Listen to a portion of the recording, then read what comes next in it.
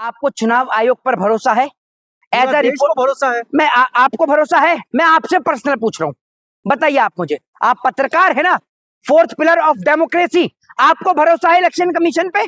बताइए आप मुझे, हाँ या ना तो बोलिए सर। अरे सर, पूरा देश को भरोसा है। देश की बात छोड़ दीजिए, मेरे साथ मेरी बात सुन लीजिए, मेरी बात सुन लीजिए, मेरे सामने भी मेरी बात सुन लीजिए, मेरी बात सुन लीजिए, मेरे सामने पूरा देश नहीं खड़ा, मेरे सामने आप खड़े हैं, फोर्थ पिलर ऑफ डेमोक्रेसी। मैं आपसे पूछता हूं कि आपको भरोसा है? बिल्कुल भरोसा है। अगर आपको भरोसा है तो इस सवाल का जवाब दीजिए कि रवि किशन ने आचार संहिता की धज्जियां उड़ाई हैं, रवि किशन के ऊपर कितने घंटे में कार्रवाई हो रही है, जरा आप बताइए। आप चुनाव आयोग पर भरोसा करते हैं, दीजिए सवाल का जवाब, दीजिए ना, बताइए। गूंगे हो गए पत्रकार, बताइए ना, चुप हो गए, क्योंकि रवि किशन, भाजपा के जितने भी नेता है ना, उनको ये अपने एक बार को डैडी के लिए सुन सकते हैं, गोदी मीडिया के पत्रकार अपने बाप के लिए गलत सुन सकते हैं, लेकिन किसी भी सरकार के नेता के खिलाफ ये एक शब्द गलत नहीं सुन सकते।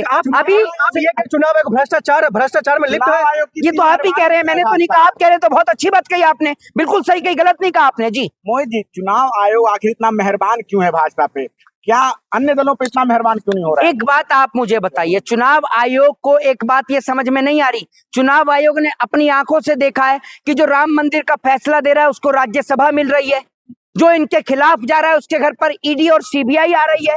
तो ज्ञानेश कुमार कहीं ना कहीं मुझे लग रहा है कि ऐसा ना हो कि जिस दिन उनका इलेक्शन कमीशन से उनका रिटायरमेंट हो और अगले दिन उनको राज्यसभा प्रदान कर दी जाए, ये भी हो सकता है, कोई बड़ी बात नहीं है। भारतीय जनता पार्टी के राज में सब कुछ मुमकिन है। बेटियों के साथ बलात्कार इनकी सरकार में हो रहा है, किसानों पर अत्याचार इनकी सरकार में हो रहा है, महिलाओं के ऊपर अत्याचार इनकी सरकार में हो रहा है, नौजवानों के ऊपर अत्याचार इनकी सरकार में हो रहा है। इनकी सरकार के राज में एक काम अच्छा नहीं हुआ। टीवी खोलकर देखो तो सिर्फ देश में नफरत का जहर, पूरे दिन देश में नफरत का जहर चलता है। हमारी देश की मीडिया के पास, बिकाऊ दलाल गोदी मीडिया के पास इतना वक्त है कि ट्रंप को ये लोग पूरी ट्रंप को लैमलाइट देते हैं, लेकिन इन पर इतना वक्त नहीं है कि अपने ही देश मणिपुर की स्थिति क्या चल रही है वहां जाकर कवरेज कर लें। ये वो भाड़े के किराए के दलाल पत्रकार हैं जो रिपोर्टिंग करने के लिए अमेरिका तक चले जाएंगे, लेकिन इनकी औकात अपने ही देश के राज्य मणिपुर में रिपोर्टिंग करने की नहीं है। वहां जाके दिखाएं ना कि वहां की स्थितियां क्या है। आप मुझे बताइए, आप वहां जाकर देखिए, ये एक बार भी नहीं दिखाएंगे कि किस तरीके से एक लड़का, एक भाई अपनी बहन की लाश को कंधे पर 20,000 रुपए के पीछे बैंक में लेकर गया। हमारा मोदी जो ये कहता है कि 18-18 घंटे में काम करता हूं, कौन सा काम करता है भाई? तू बता, तूने 18-18 घंटे काम करके ये आधा देश बेच दिया। तू तो अगर पूरे 24 घंटे काम करे तो तुम्हारे अंदर के कच्चे भी बेच दे। तूने तो वो स्थिति देश की कर दी, पूरे देश का भट्टा बिठा दिया है। देश के नौजवानों को तूने बेरोजगारी पर लाके खड़ा कर दिया, महिलाएं सुरक्षित नहीं है, देश से बेटियां गायब हो रही हैं, तेरा तो कुछ पता ही नहीं है। तू तो इतनी लंबी लंबी दाढ़ियां कर ले, कभी अपने आप को रविंद्रनाथ टैगोर समझ ले, कभी कहे तूने मगरमच्छ पकड़े हैं। तूने जब बचपन में मगरमच्छ पकड़े हैं तो तेरे से आज वो टेररिस्ट नहीं पकड़े जा रहे जो मणिपुर में बेटियों पर अत्याचार कर रहे हैं, वो तो तेरे से पकड़े नहीं जा रहे। तू बातें करेगा लंबी लंबी कि तूने मगरमच्छ पकड़ लिए या वो पकड़ लिए, तू तोता नहीं पकड़ सकता, बात करे मगरमच्छ पकड़ने की है।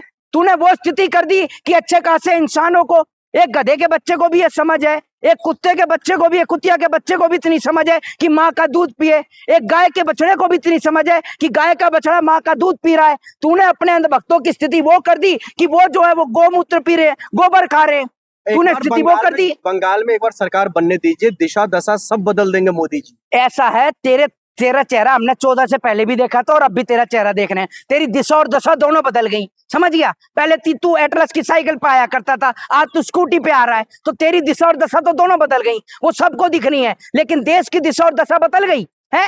उत्तर प्रदेश में इनकी सरकार है, क्या उखाड़ लिया? ये महोबा उत्तर प्रदेश में ही आता है जहां पर वो बोल रहा है कि एक रात मेरे साथ 100-200 उपाध्यक्ष का पद देंगे, समझ गए? ये उत्तर प्रदेश की घटना, हाथरस की घटना। उत्तराखंड जहां बीजेपी की सरकार है, समझ रहे, वो मनीषा वाल्मीकि वो वही उत्तराखंड से ही है, समझ गए? राजस्थान इनकी सरकार है, मध्य प्रदेश इनकी सरकार है, उत्तर प्रदेश इनकी सरकार है, क्या स्थिति बदल गई? हरियाणा इनकी सरकार है, बेटियां गायब हो रही हैं, गुजरात इनकी सरकार है, बताओ वहां से किस तरीके से मजदूरों का पलायन हो रहा है, देख नहीं रहे? इनके साथ है तभी तो इनकी सरकार है। जनता का विश्वास कैसी बात कर रहे हो? जब तक केचुए जैसे लोग इनके साथ खड़े हैं, जनता की जरूरत ही नहीं है इन्हें। वो लोग इनको जिताने का काम करें। जनता तो इन्हें वोट नहीं दे रही, इनकी औकात एक बस पंचायत का चुनाव जीतने की नहीं है। ये अनपढ़ जाहिल गवार लोग आज एमएलए एमपी नेता बन के बैठे हुए हैं। ये देश का दुर्भाग्य है। जिनके ऊपर मुकदमे चल रहे हैं, और वो भी संगीन धाराओं में मुकदमे चल रहे हैं, वो एमपी एमएलए बन के बैठे हैं और उनको एक पढ़ा लिखा आईएएस और आईपीएस सलाम ठोक रहा है।